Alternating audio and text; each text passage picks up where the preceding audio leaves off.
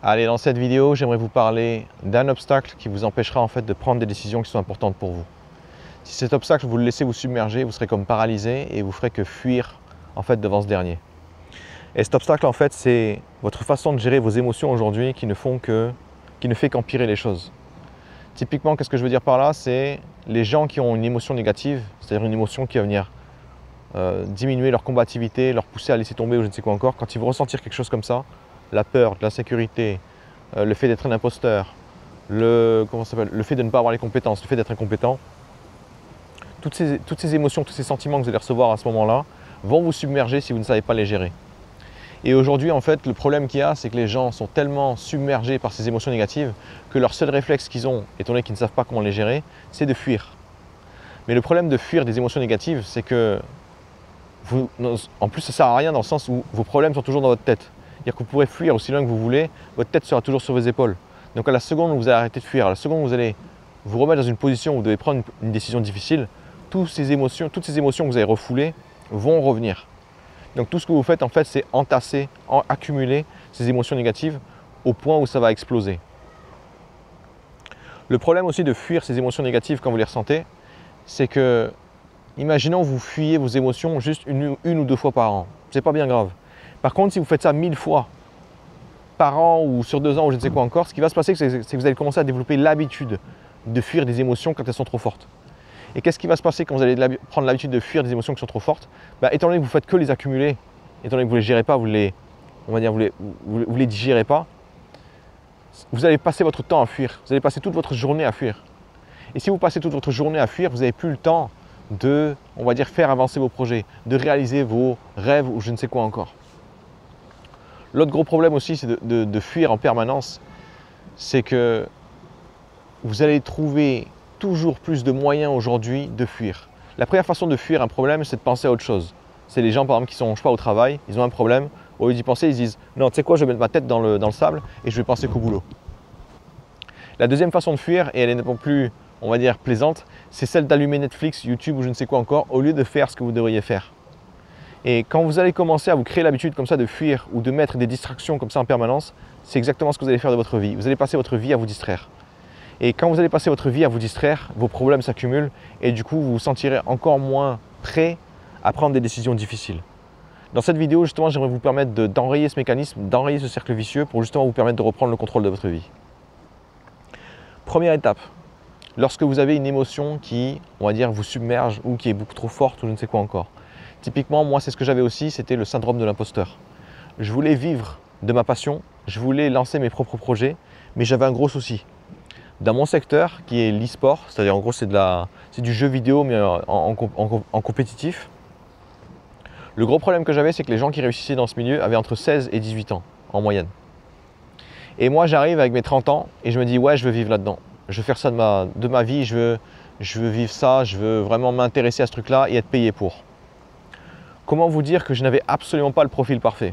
Et à cause de ça, justement, j'étais submergé à chaque fois que j'y pensais à mais qu'est-ce qui me fait croire qu'il y a quelqu'un qui va me donner de l'argent?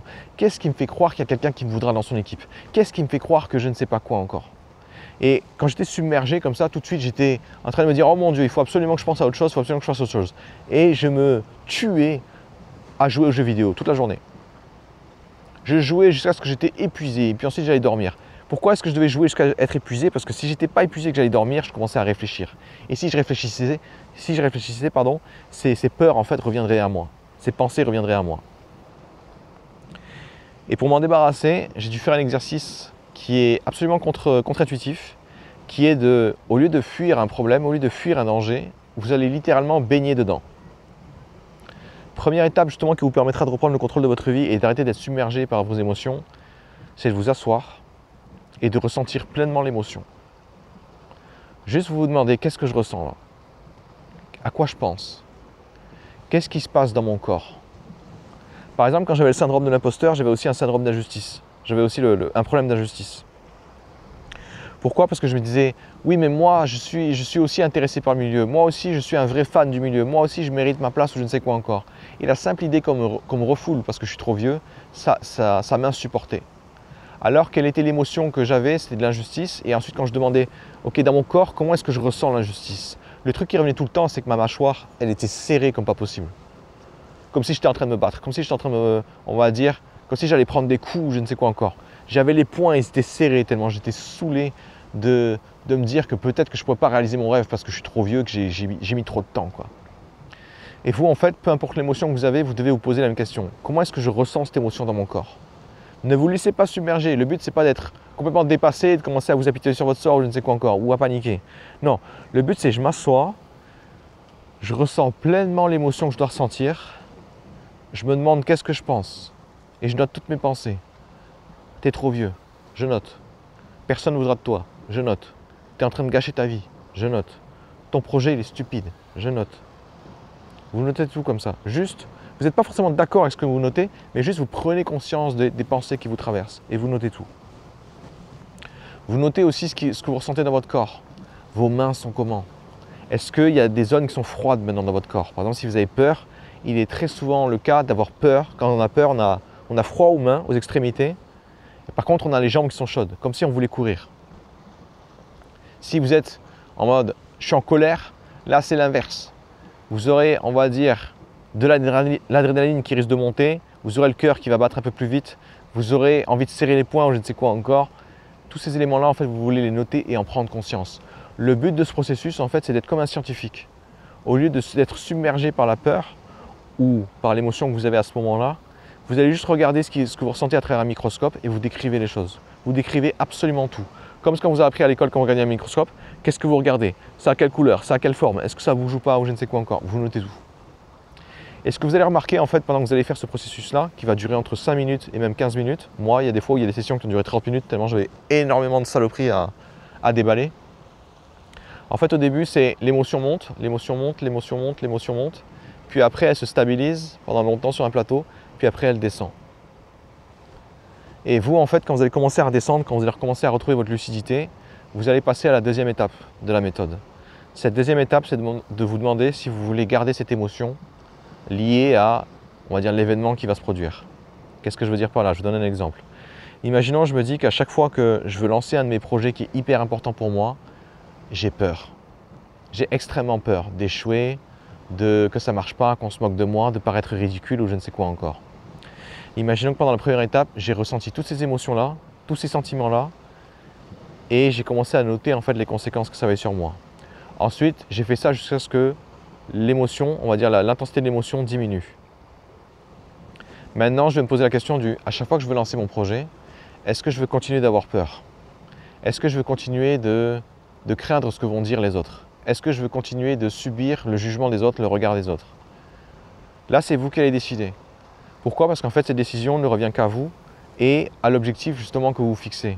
Et pour vous permettre en fait de savoir dans quelle direction vous devez aller, vous ne devez pas vous focaliser sur ce que vous ressentez là, maintenant, mais vous devez plutôt vous projeter dans le futur et vous demander qu'est-ce que je veux pour ma vie? C'est quoi pour moi une vie qui en vaut la peine? C'est quoi pour moi quelque chose qui est important, suffisamment important pour moi pour que je le fasse?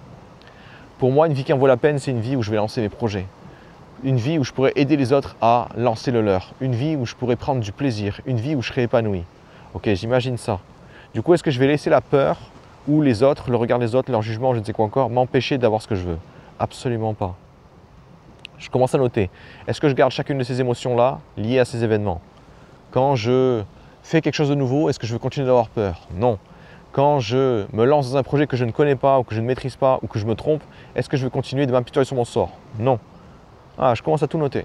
Une fois que vous avez choisi ce que vous voulez arrêter de faire, arrêter de ressentir, pour toutes les émotions que vous voulez modifier ou expériences que vous voulez vivre différemment, vous allez en fait transformer l'interprétation que vous faites des faits. Je vous donne un exemple. Imaginons à chaque fois que je lance mon projet, j'ai peur de me tromper. Je me pose la question, est-ce que je veux vraiment garder cette peur de me tromper? Non, je ne veux pas la garder. Comment on fait pour changer une émotion? Comment on fait pour changer le sentiment qu'on va avoir à propos d'un événement? On va changer son interprétation. Autrement dit, je vais me raconter une nouvelle histoire.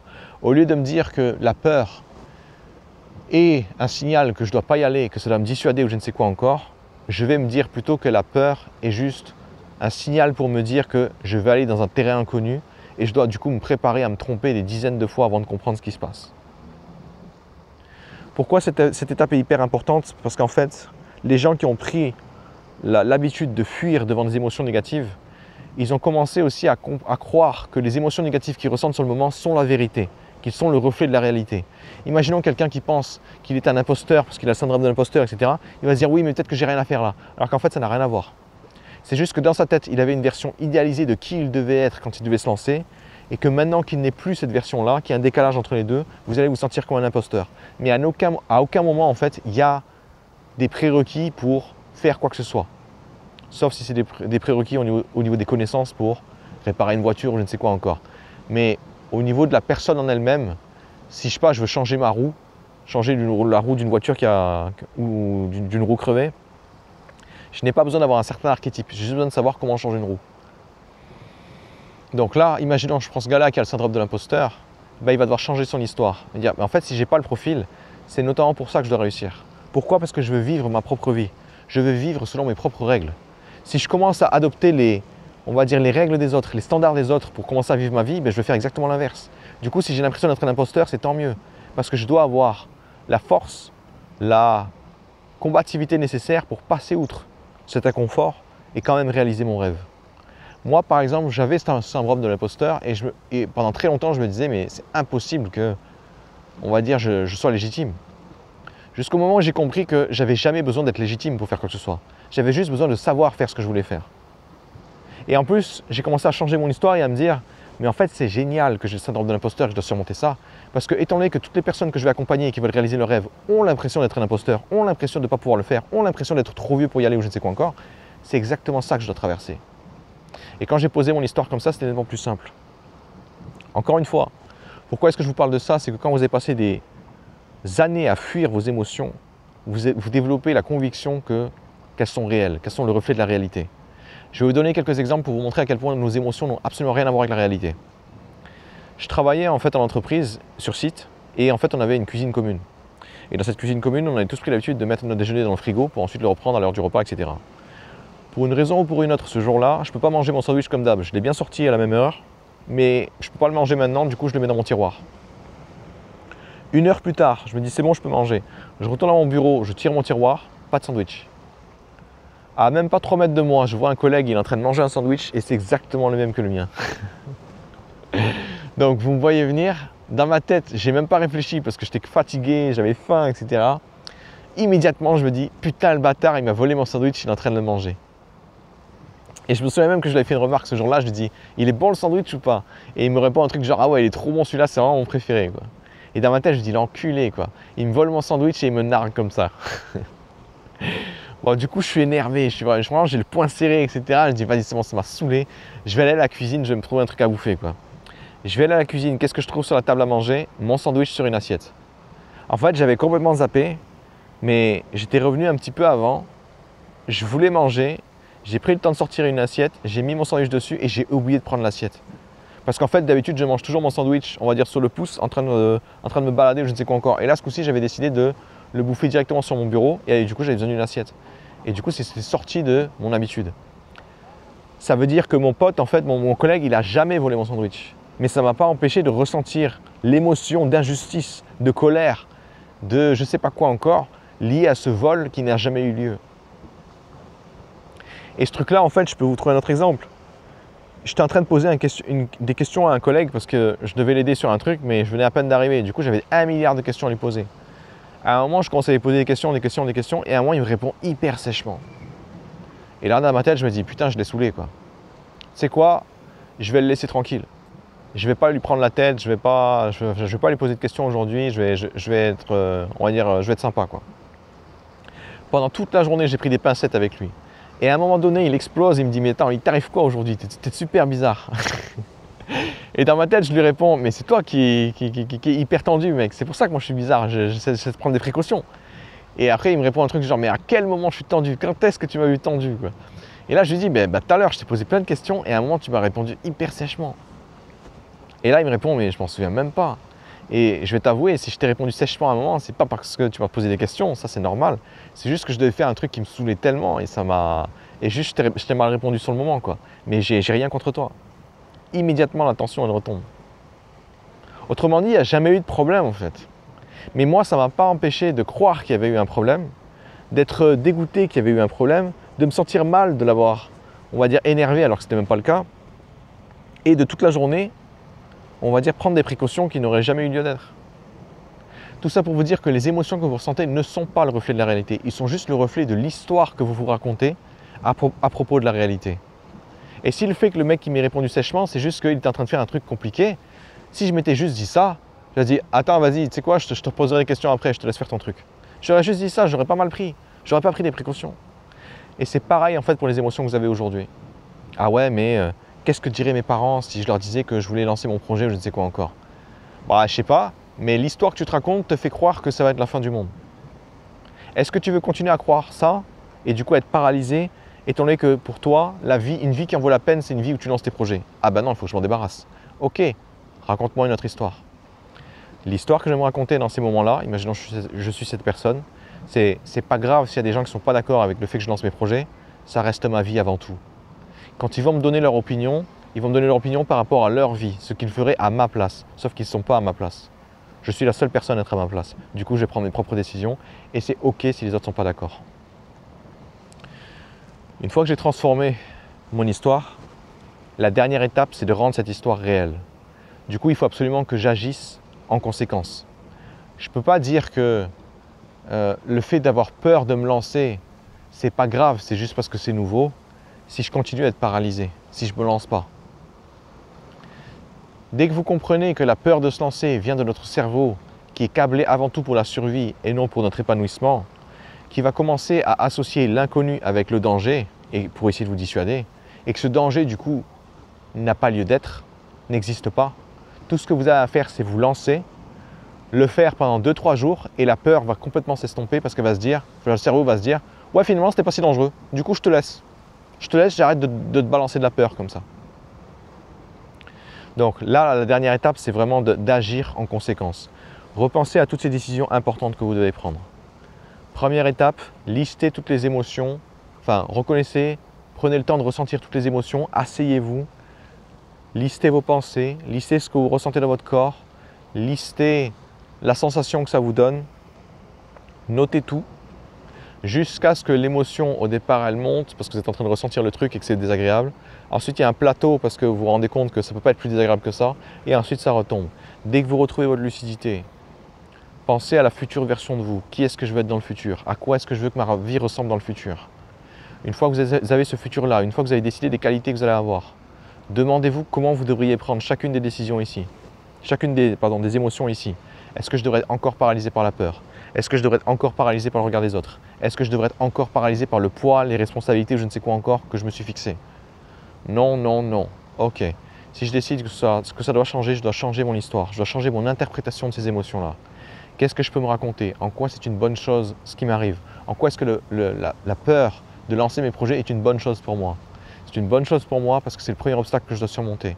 Je ne peux pas dire je veux avoir le courage de réaliser mes propres rêves si je n'ai même pas le courage de les lancer. Du coup, la première difficulté que j'ai est la première difficulté nécessaire à ma réussite. Une fois que j'ai commencé à changer l'histoire, changer l'interprétation de toutes mes émotions, je vais venir maintenant agir comme si c'était vrai, comme si ma nouvelle histoire, ma nouvelle interprétation était la seule et unique vérité. Ça veut dire que si je me dis que la peur ne doit jamais m'empêcher de me lancer, je vais faire ça partout. Je vais me lancer dans plein de projets qui sont inconnus pour moi pour me faire peur et me dire c'est pas grave. Je vais faire le dîner pour la famille ce soir. Je n'ai jamais fait ça. Je dis n'importe quoi. Forcément, je vais avoir peur. Je n'ai pas envie qu'ils mangent du poison, je n'ai pas envie qu'ils mangent ça. Du coup, qu'est-ce qui va se passer dans ma tête? Je vais faire à manger et en même temps, je vais commander. Voilà. Au pire, je perdrai juste de l'argent. Mais au moins, les gens pourront manger. Qu'est-ce qui va se passer? Ça s'est super passé. Ce n'était pas le meilleur dîner au monde, mais qu'est-ce qui s'est passé? J'ai survécu. Je ne suis pas mort. Et mieux encore, j'ai aussi commandé des trucs qu'ils aimaient bien.